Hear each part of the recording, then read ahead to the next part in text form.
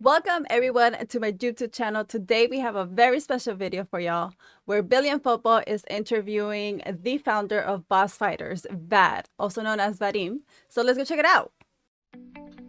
Hello, hello. Can you I, hear me? I can hear you just fine. Can you hear me? Yes, yes, I can hear you. Nice to meet you. Nice to meet you as well. And do you go by Vod or do you want to go by Vadym? It's Vadim, but you can Vadim. call me Vad. Yeah, Vod. you can All call right. me Vad. That's okay. That's okay. Excellent. How are you doing today? It's hot, but I'm doing okay. Where are you located I'm at? in Europe. I'm in Europe, and it's hellishly hot in Europe right Oof. Doesn't sound good. now. Yeah, it's plus 41 Celsius. I don't know what Fahrenheit, but yeah, that's quite hot. Celsius to Fahrenheit. Let's take a quick look. 105 degrees. My goodness. Yeah, so I'm just sitting under the air conditioning unit all day.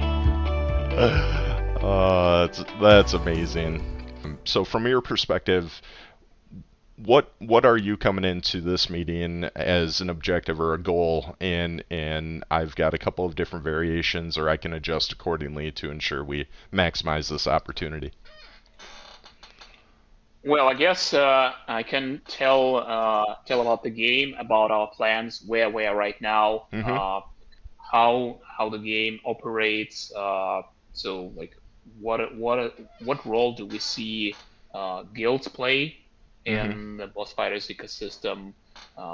Yeah, so things like that. So I'm pretty open about like uh, all the stuff. So like that is our motto. Like be very open with the community, Mm-hmm. whatever it is. So we can talk about like hit me with your questions. Like tell me what kind of structure of this conversation you had in mind, Yep. and yeah.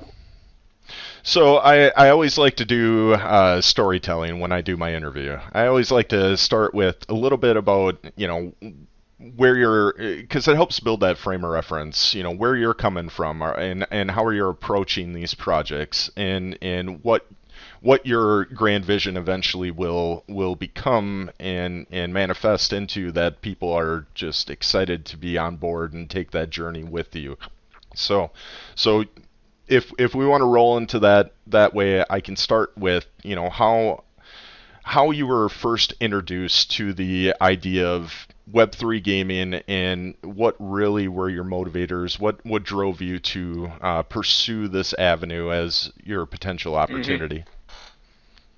Yeah, so I'm a game developer like with 13 years of experience. So basically, I worked my way up from the bottom of the gaming industry. So I'm a tech guy, still a tech guy. I was a tech guy. Hmm. I like to fiddle with knobs and counters in the engine, like do stuff manually.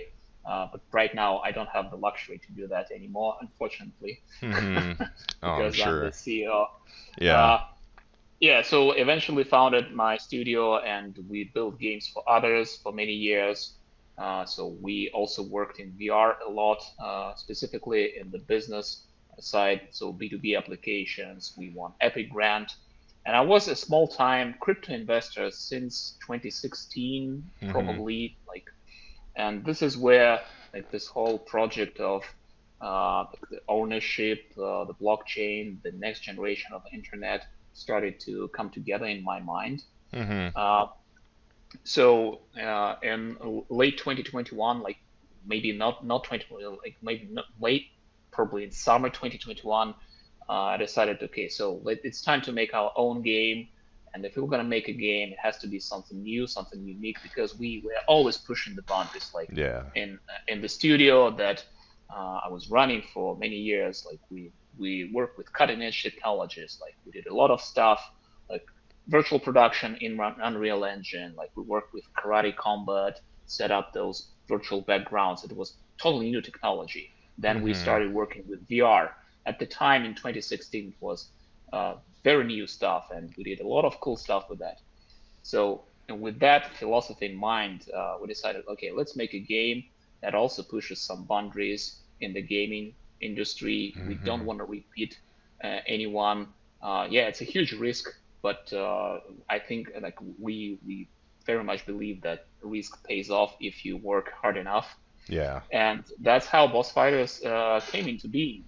So the ownership and the Web3 aspect is like, for me, it's a natural evolution of gaming. Like I like I'm like I'm a quite an old guy, right? Like I'm 37 right now, and Hmm. I still remember times when there were those NAS cartridges where we traded CDs with friends. So we Hmm. had those physical copies of games, and we could trade them with friends from school, like from college, and it was awesome. So you have this physical thing, you can trade the game. There is a secondary market for that. Hmm. Then everything went into and became online. Service games, live service games came to being, and everything became digitized. So, uh, but people still were continuously spending money in the games, and the market only grew and grew for basically decades. Hmm. So eventually we ended up in a situation when you can play a game for 10 years, spend thousands of dollars in the game, and you don't own anything in the Yeah. game. So, like the story with Diablo 3 auction house, showed like a lot of flaws in this system. Like people were trying to trade, so like farming gold in World of Warcraft. Like Yep. we know all the stories. Yep. So there has to be a technology. There has to be a layer that allows you to transact safely, that allows you to store value Hmm. of your of the time you spend in the game. And in the world that is getting more and more digitized by the day, it's a it's a one-way street. The technology is one-way street. Hmm. It's natural to have some tools that allow you to store your time and value that you spend in games, because gaming is massive and it's only gonna get bigger in the Yeah. future. Oh, So that's absolutely. how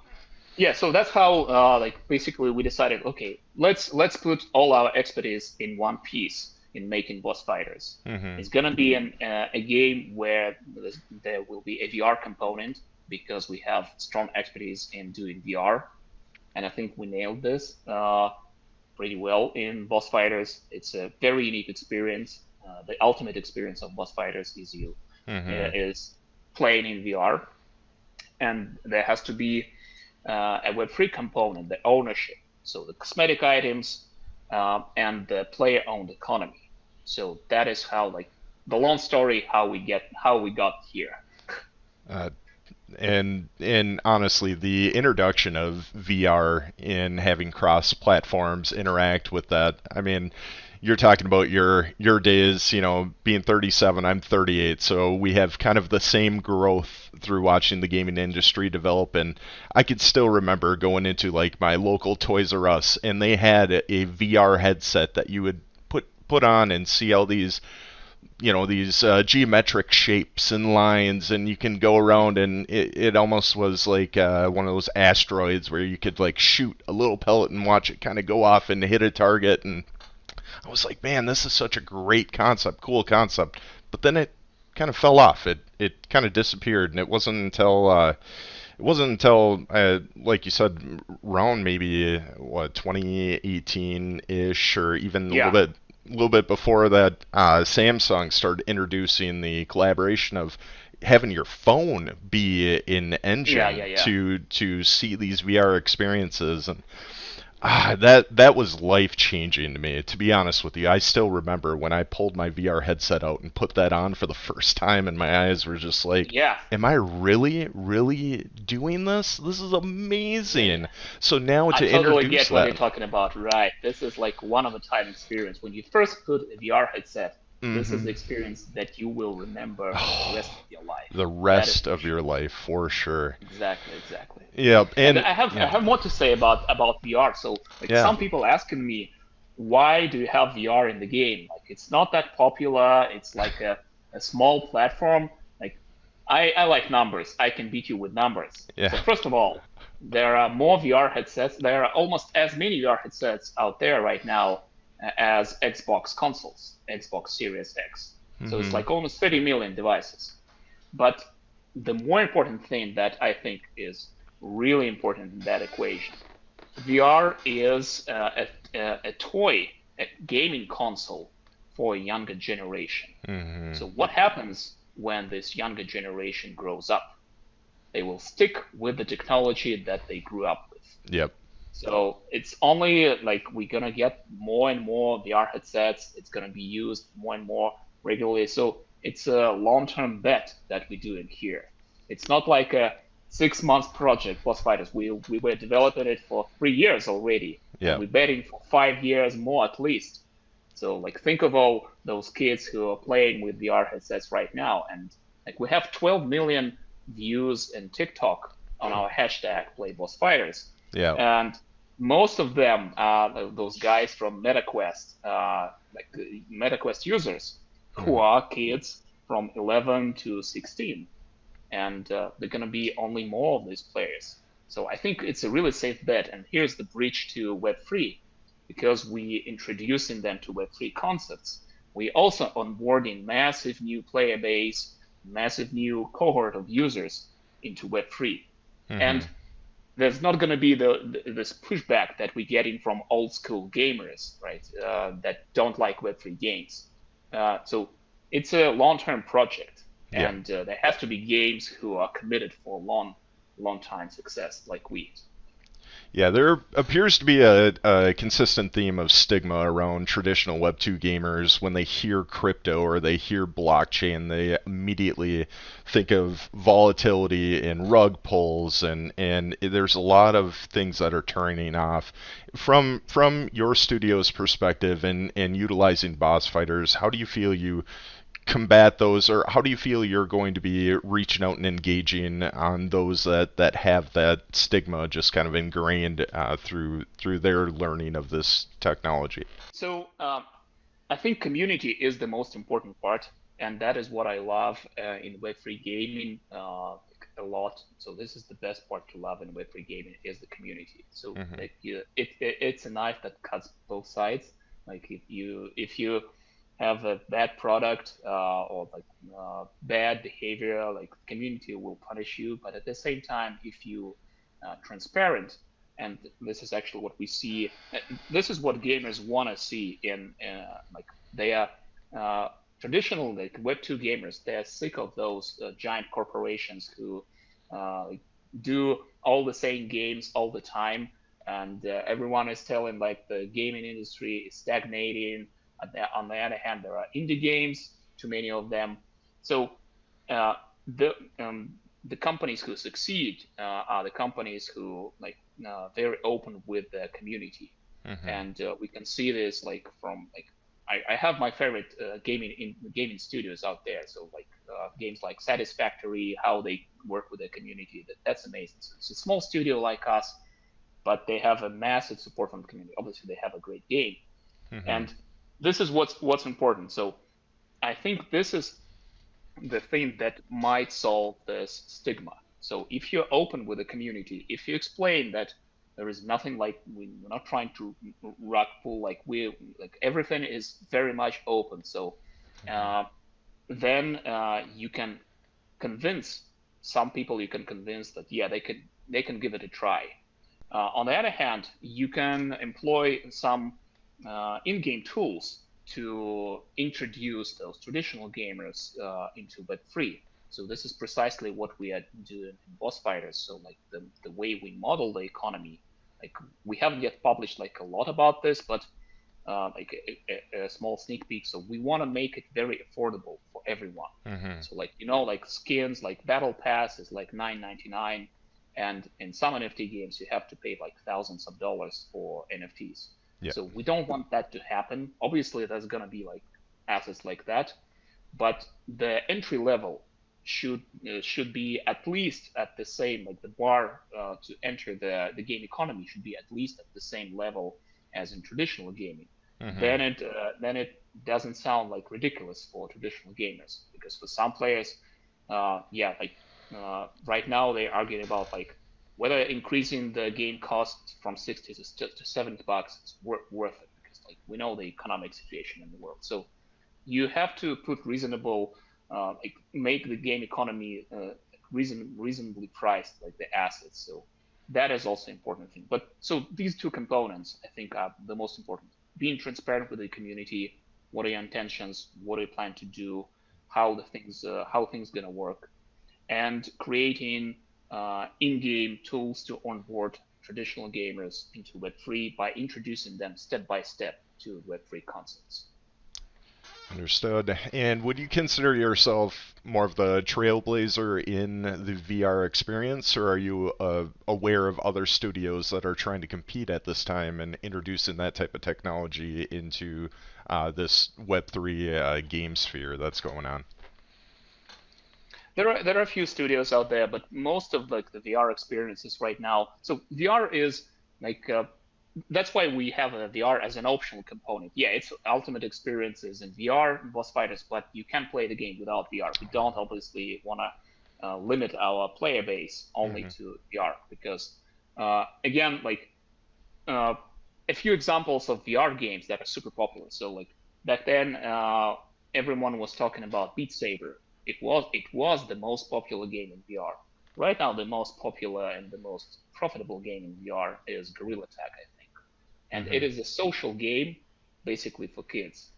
Mm-hmm. So if you do a VR game, it has to be a social game where you play with other players. So that's what we're trying to do. Like, yeah, the fact that you, as the boss in VR, are playing with real players, you know that these fighters are there, are controlled by real players, Mm-hmm. gives you a totally different feel about the game. So you're not fighting bots.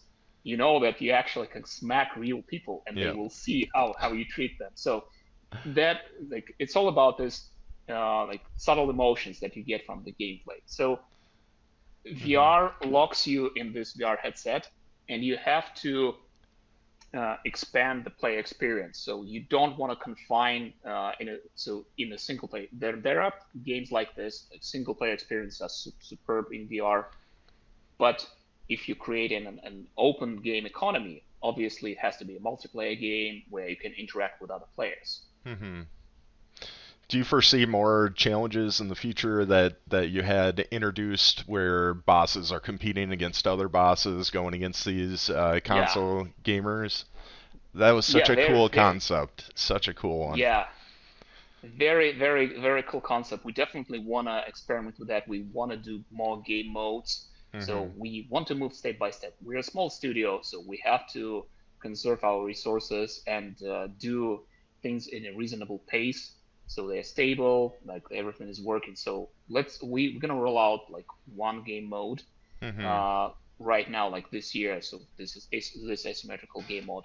But then we have a lot of ideas, and we're actually working on some of them. Some are in pre-production. Like we want to have a creative mode because we essentially a physics-based game, right? Yeah. You can stack things on top of each other. Like you can play with physics, and from that comes part of the fun because physics is a little bit unpredictable, of replayability, and yeah, so game mods with more bosses also on the table, maybe competing teams, like one boss and a team of fighters fighting against another team of boss with fighters might be a really cool idea. Mm-hmm. Uh, so we just need to have a foundation established.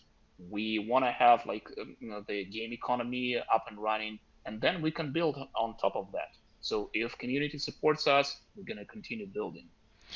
And I'm glad you brought up the physics-based background that plays into the boss fighters game itself. I found that when I read that intriguing, and I'm curious: do you outsource the physics equations, or do you have a bunch of physic physics buffs on your team that help do all the No, no, no. calculations?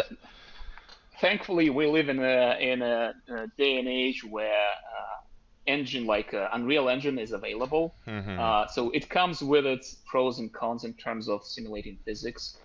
Uh, so basically, you have to set up like the gameplay, the multiplayer side. So the boss is a physical object. Your hands are physical objects, Mm-hmm. and whether you play it on in VR or on desktop, it is still the same character that you're controlling. So that's why you have this weight to the claws, to the weapons. That's why all the objects that you can interact, they have their own weight. Like fighters, they have the weight. The doodads that you pick up from the arena, they have weight. When you toss the objects, there's like some physics calculation happening on the back end, and you always get different results. Like that is the fun part. So we don't want to take ourselves super serious and like consider ourselves like a hardcore competitive game, because that's just basically not how the game works. Hmm. uh, Part of the fun in games is a certain degree of randomness. So when something unpredictable happens, that what makes you like excited. So we want to have this in the game, and that is precisely why the game is designed this way.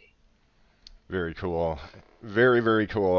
I've definitely appreciated the gameplay. Myself, I was super excited for July 5th. I know there were some hiccups because I was one of several Yeah. thousand people that were disappointed that we were not able to play. Do you have an idea of when we can expect to get back in there and get back in the arena? Yeah, we're gonna get as soon as possible. So that was a very helpful stress test for us. That showed us Hmm. that we clearly underestimated the demand from our community. Hmm. Like I think like 1,500 people were like banning on the server at one moment, and we just didn't have enough server computational The load, good problems. computation power. Yeah, but also like we decided to polish things a little bit.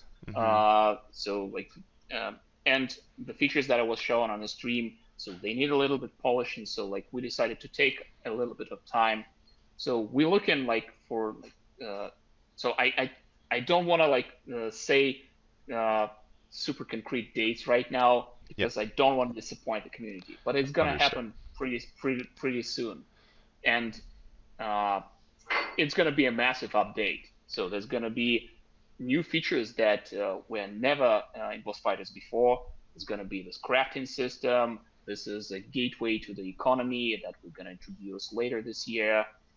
New map, actually a few other maps in development, and they're coming this year as well. Hmm. Uh, yeah, lots of stuff coming to the game, and hopefully we also will ship the native MetaQuest application, which was highly requested. Hmm. So you will be able to run the game directly from MetaQuest headset without Oh, a desktop PC at all nice. for the boss. Yeah, Excellent. So I'm gonna go back to more of the visual appealing sides of boss fighters, and I'm gonna let you know that my first impression when I saw the images of the boss reminded me of the movie, what was it, Mars Attacks, with with yeah, those little Tim Burton's Mars headsets and the Attacks. brain. Yeah, yeah, Yep. yeah. So was that a creative influence amongst your team? And if not, what has sort of driven sort of the visual aspects and the direction that you're going with the themes within Boss Fighters? Yeah, I think it's safe to say that that was one of the visual influencers, like Mars Attacks, Mm-hmm. World, like War of the Worlds, Oh, like this giant beautiful movie. alien, yeah, giant alien destroying the small city, Mm-hmm. and like the initial. So when you start developing a game, you rarely have, uh, especially it's like super creative endeavor like this one, you rarely have a super solid vision like how the game will be like in 3 years. It Mm-hmm. always evolves. You have this like goal, but it crystallizes over time. And over time, like this vision crystallized, yeah, this is gonna be a gaming show. So we thought that we want to have this like an arena that is artificially constructed, and it's sort of a gaming show where like in the future people combat those big monsters, Mm-hmm. and it's not a dystopian world.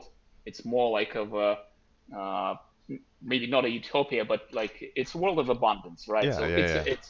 it's a gaming show. It's not like Running Man with Arnold Schwarzenegger, like the gaming show where like the and it's dystopia. So Yeah. quite the contrary. So it's a fun like game. Like people play soccer, play baseball. So Mm-hmm.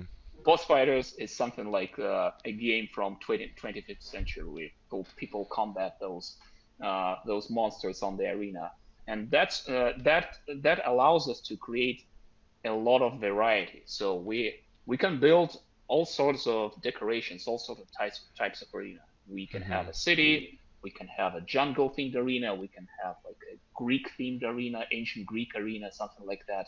So we want to have this creative freedom to create wild combinations of visuals. The same applies to characters. So like to allow players to express themselves. Hmm. So in the future, we actually plan to add more customization features to the boss, to characters. So this is like planned for next year and going further. But yeah, so freedom of expression. So when you play as the boss, especially in VR, you're totally free, like in what you Hmm. can do. Move freely. We don't have this stick movement, so you have to grab onto things like with your clean with your arms. And the same thing, like the same philosophy applies to everything in the game. So at least this is like the vision that we have right now. I think it's like we pretty much crystallized the vision and we want to stick to it. And if community supports us, we're going to continue building in that way. Wonderful. Absolutely wonderful to hear. I do want to be considerate of your time. We did allow a certain time frame for this. If you did have a few extra minutes, I did have an additional question. Otherwise, I would love to Yeah, give you some time to discuss or provide any other further messages. Just depends on what your availability is.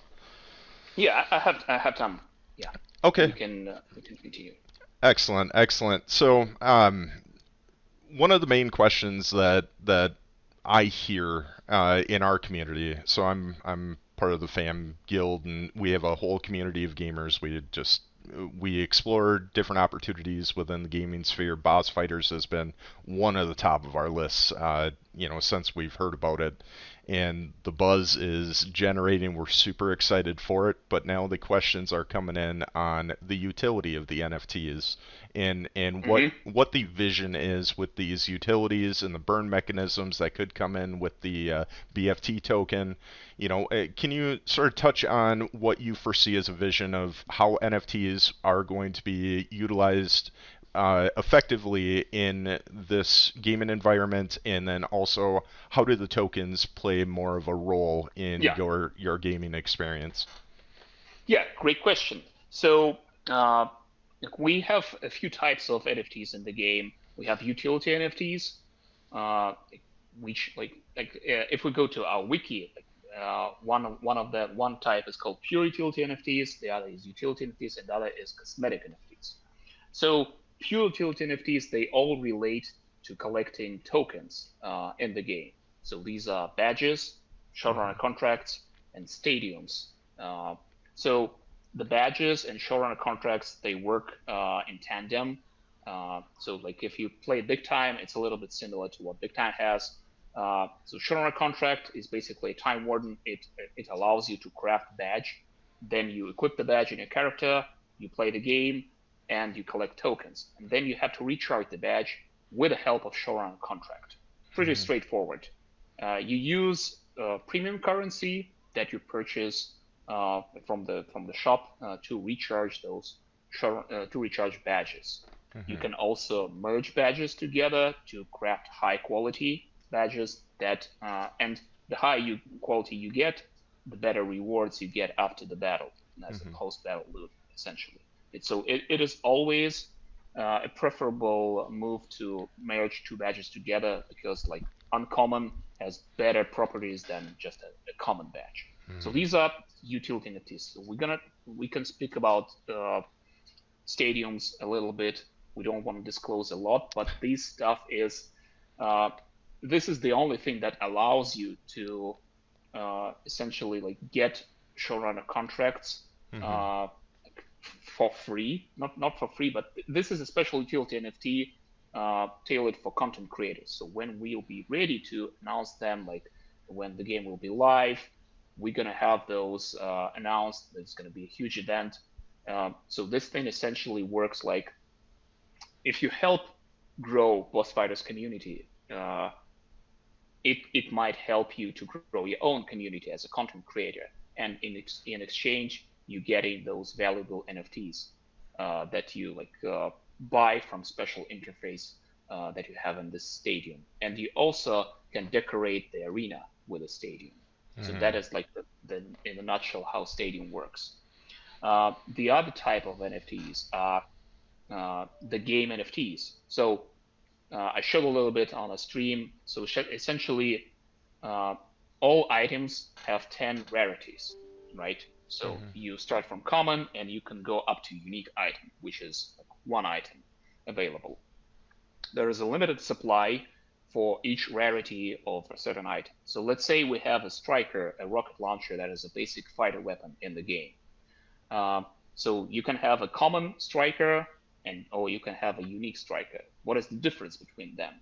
So first of all items they can be in-game items and they can be NFT items because we don't want to be a Web3 exclusive game. We actually want to allow players to have in-game items without any NFT aspects at all. Mm-hmm. Uh, so when you and items can be merged together, like there's the process of crafting and merging together items. So you have like probably like I don't know if I can share my screen.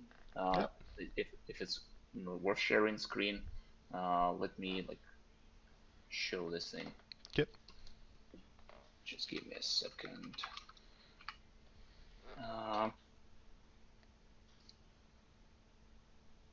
Oh, probably no. I'm not going to be able to share it right now because I lost this tab That's okay. to 200 tabs. So essentially, when you play the game, uh, as a Web3 gamer or a traditional gamer, you get as a post-battle reward, you get some resources and you get in-game items. Mm-hmm. Then you can do a few things with in-game items. So first thing, you can merge them together. Let's say you have two strikers, common strikers. Each of them has power perks. Power perks, these are special attributes that tweak your character build. So a power perk can be like it deals more damage to a critical part of the boss, or Mm-hmm. maybe your fighter runs faster. The same applies to the boss. Like the boss can have a perk that increases physical damage, and these perks they sit on those items. So you put those strikers together, merge them together, and you select which perk you wanna keep in the resultant item. You can Mm-hmm. also roll a better version of the perk with another resource, which is called Reinforcer, or you can roll another perk, which is called Variator. And as a result, you getting a better item. Let's say like you merge two uncommons into one rare, and now you have one rare striker. Mm-hmm. And on commons, rare, and mythic item, legendary items, they get power perks. So you can have up to 3 power perks on each item. So what you can do next, you can either you can start from the beginning. Let's say you have a common striker and you can convert it into NFT. And for that, you need BFT tokens. Mm-hmm. So you need tokens to craft NFTs. NFTs are limited, so there is a pool of available NFTs to craft based on the rarity of the NFTs. So I think it's like 5,000 of common items available for strikers, let's say, 5,000 for slime lobbers, and so on. Mm-hmm. When you craft an NFT using BFT tokens, you get a value perk attached on an NFT. So this is what separates us from big time. Not only this item has a unique cosmetic look, but it also has a value perk. So what is a value perk? Value perk is it's sort of a challenge that you have to complete in a battle to get better rewards. Mm-hmm. So all value perks are related to rewards. They do not improve your character strength. So it's not pay to win in that regard. So it's really important for us to keep it's a fair play. Everyone is in the same. Basically, we level the playing field that way. But if you craft in NFTs and you have NFTs on a character, you might get a chance to collect better rewards. Mm-hmm. And these rewards normally so we have four types of value perks. One is it increases your BFT yield if you have a badge equipped. It can increase the flex yield, which is a premium currency that you can use to recharge badges or buy items in a shop, like in the future battle pass, things like that. And also two other perks that give you variators and reinforcers, which you can only get from battles. So you cannot buy them from the marketplace, and you need them if you want better perks. Basically, you have to use them to roll those better perks when you merge items. Mm-hmm. So value perks, I think this is the innovation that we added to the system that like Big Time had, and I think this might work really well because not only the items have a cosmetic aspect, which is cool, but Mm-hmm. also every item has some value, additional value. So you like it's nice to have additional resources if you play game. And because perks, they have different challenges, valid perks. You can customize your build, so uh, there's a lot of potential combinations of these perks. Like the ideal build, if you have all the perks, they tell you to do the same thing. Basically, you dealt like 1,000 damage, and all the tasks on those perks get completed. If you have three of them, like five of them, something like that. So we also don't want to make crafting of those NFTs too expensive. So to allow traditional gamers to have a taste of Web3. So we actually want to encourage this economy system a lot of recycling of NFTs. So you can try those new perks. Mm-hmm. You can refine your build, and this can also spark a lot of marketplace activity. So this is how we want to drive like the second in the marketplace. Not only utility NFTs are valuable, like that allow you to collect tokens, but because the game NFTs that you equip on your characters also have value in the form of value perks. Uh, this We believe this will create a lot of momentum on the marketplace, and this will strengthen the whole like ecosystem. So yeah, that's basically how it works in a nutshell. And you can craft NFTs up to tier 10. So you can go only to tier 6 to a mythic item with in-game items. But when you start converting them into NFTs, you can go up to tier 10. It's unique item. So at maximum, any given item can have 3 power perks and 5 value perks. Mm-hmm. So power perks are essentially going to give advantage to those that are getting those NFT cosmetics, NFT power ups, in utilizing that token to achieve those. Value Do you, perks, not yep, power perks. excuse me, value perks. So how do you frame the gameplay to adjust accordingly, especially in the early infancy stages of a game, to prevent those from looking at making those large purchases immediately to gain that competitive edge early on, and essentially separating themselves from those that are doing the traditional grind to achieving their certain value perks? And will there be mechanics in finding matches that match certain bosses with certain levels of what Yeah, the NFTs are obtained by those that are participating? yeah, that great question. So, like in mobile gaming, the matchmaking system normally works not based on your skill, but on how many like items do you have, how many time you spend in the game, and we believe that this is actually a good thing in that context as well.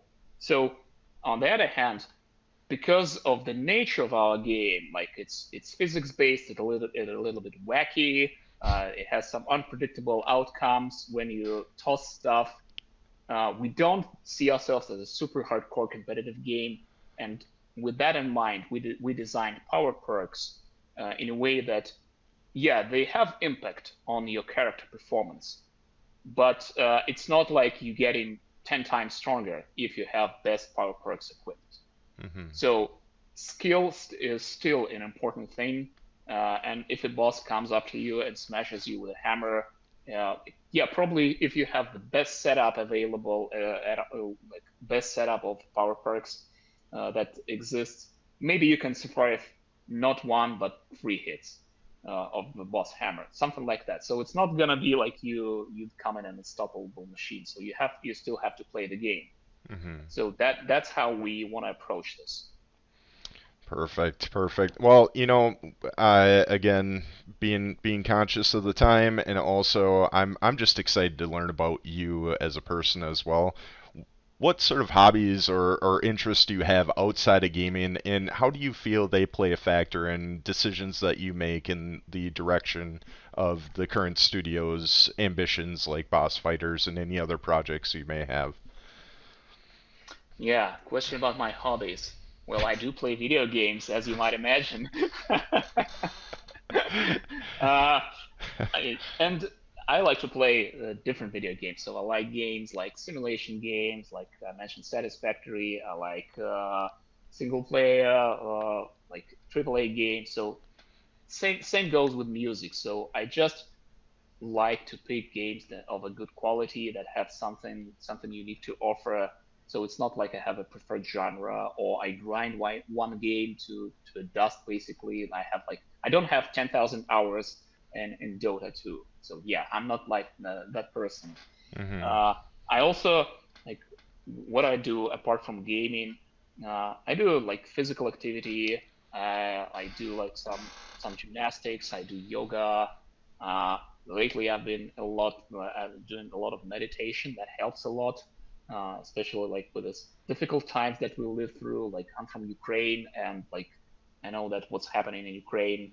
Like had a few friends from there, so like yeah, that helps me a lot. So that helps me to stay centered. Physical activity, uh, just eating healthy. I read and listen books on Audible. Namely, like I'm interested. Like lately, I was listening to three types of books, topics. So like applied philosophy, I can call it. That's one thing I'm quite interested in. Second is just being a healthy person, like what to eat, how to exercise, Hmm.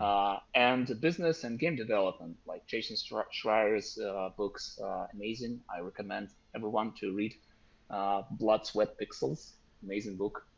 So yeah, just like I'm just a normal person. I'm reading books, doing exercises, and trying to do my best. Sounds like we have an opportunity to start a Boss Fighters book club. I'm for sure going to be marking that down. I know a few other readers, at least in the Fam Guild, that would be definitely interested in checking out that title. So thank you for the recommendation there. Nice, nice. All right. Well, I would like you to get. I would like to give you the opportunity at the end here. If there's anything else that you feel that I didn't ask about that you were excited to talk about, I want to open that up for you. And before I do that, I just do want to say I've really appreciated the time that you gave me, the candid answers. Just enjoyed the conversation that we had. I hope you enjoyed it as well. And I would Yes, like to give yes. you this time to basically do your walk off here, Vod. Yeah, I'm super happy with the current progress that we have. I'm very grateful for the community that we gathered over the past 2 years. We have a lot of OGs in our community, and I'm grateful for every single one of them supporting us all this time. So this is the game built by gamers for gamers, and can't wait to release this game this year, to release the economy. To like just start seeing your comments. So what do you think? So you can finally get back to battles. Hmm. Uh, so you can finally try it on a meta quest. It was very requested feature. I think we have a bright future ahead of us with that community, with the game that we have. So I believe, like in the community, I think community believes that we have something special here. So yeah. I agree. And if those that do watch this after or listen in on this, because I do have this recorded so I can transcribe and then we'll discuss, if we want to release this after the fact. I'll Mhm. get most of this edited out here. But for those that are listening in, make sure to check out bossfighters.com, get signed up, join the Discord, get on to the X platform, follow those updates, get in and find the Twitch streamers that when they get the game released, if you are on the fence, because watching it looks absolutely amazing from both the VR perspective, from the console perspective. It is goofy, it's silly, it's fun, it really plays on a lot of your senses. It's such an enjoyable time that you get to experience and watch this, so I encourage everybody to give that a look, get signed up, and we're excited for the future here. So thank you so much again for the opportunity, and I hope this isn't the last time that I get to chat with you, but if it is, it's been an absolute pleasure, sir. Yeah, me too. Thank you. It was a pleasure talking to you. Thanks for your questions. Absolutely. You too. Take care. Thank you. Take care. Bye. Bye.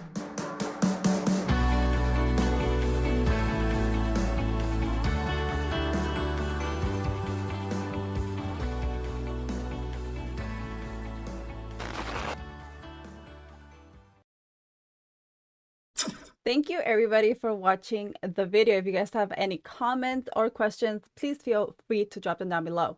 I'm also going to be linking the newsletter where you guys can find it at famguild.com, and feel free to browse around, check it out. That being said, thank you so much everybody for taking the time to watch the video. I appreciate you so much, fam. We'll see you on the next one.